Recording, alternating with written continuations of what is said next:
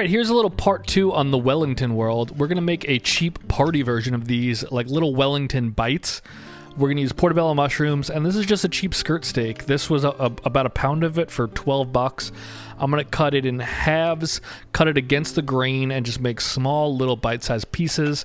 These are going to go into like a puff pastry bite-size, not bite-size, but like a small package. So you want to make sure, like if you put a full steak piece in there and you bite into it and it comes out, that's not enjoyable for anybody.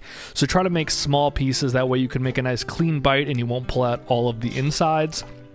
But just go through, cut them into very nice small pieces. I threw these in the freezer prior just to make cutting a little easier. It helps to have, you know, a nice sharp knife. Skirt steak is fairly easy to cut though because it's nice and thin, but we're just going to throw some oil into a pan and we're going to brown these off nicely. Not like the cheesesteak egg rolls where I let them be a little undercooked. These you want nice and fully cooked. Salt and pepper them. Any other seasonings you like in a Wellington you can do. I'm going salt and pepper. We're also going to use Dijon, but that will come after this. But just a good, helpful, meat-sized salt and pepper seasoning.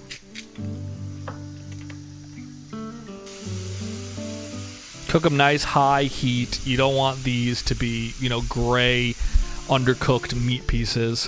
While you're doing that, we're going to chop up some portobellos to create, you know, the faux duxelle. We're not going to make these like a paste like I did in the Wellington. We're going to go with just nice small pieces that we're going to mix into the meat mixture. Try to get them also nice and small as you can get them, but still with a nice texture and a nice bite. Check on that meat, make sure it's browning nicely. There's no areas that are, you know, red and not touching the pan. Just keep mixing it. I like to then drain it out onto a paper towel just to get as much of the grease out. Any liquids you're putting into that puff pastry are going to help it fall apart. So you want to keep the insides as not over moistured as possible. At this point, when the meat is hot, go ahead and add in some Dijon and mix that all up, kind of like we painted the Dijon on the Wellington itself, and let that sit, come to room temperature. That way you're not putting hot meat inside the puff pastry. And use this time now, cook off the mushrooms. You can cook it right in that meat oil left over too, which will impart some nice other flavors. We're looking for a very similar cook to the duxelle. You want to just cook out the moisture. You don't want these to be watery and letting out their moisture still when they're in the puff pastry in the oven. So just cook out as much of the moisture as you can. Salt and pepper. The salt here will also help them release some moisture. And then I like to also add a little bit of garlic powder at this stage. You don't need to do that. You could use fresh garlic also if you'd like, but I think the garlic powder gives it a very nice overall garlic flavor without just individual chunks of garlic in there.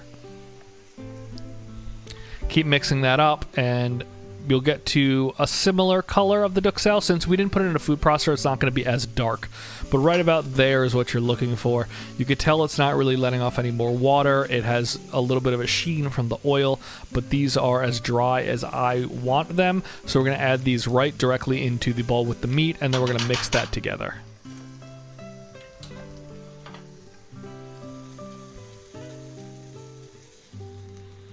Once you get that in there and you mix that together, also give that a little bit of time to cool.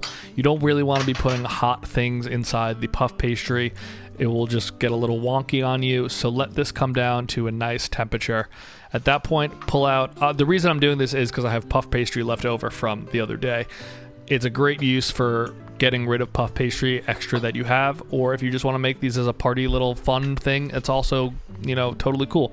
So this was 1/4 of a puff pastry sheet, which we're going to cut into quarters themselves, and each quarter will be one bite. So you're kind of making egg roll, not necessarily egg roll, but you're making like a Rangoon sized wonton wrapper pieces of puff pastry.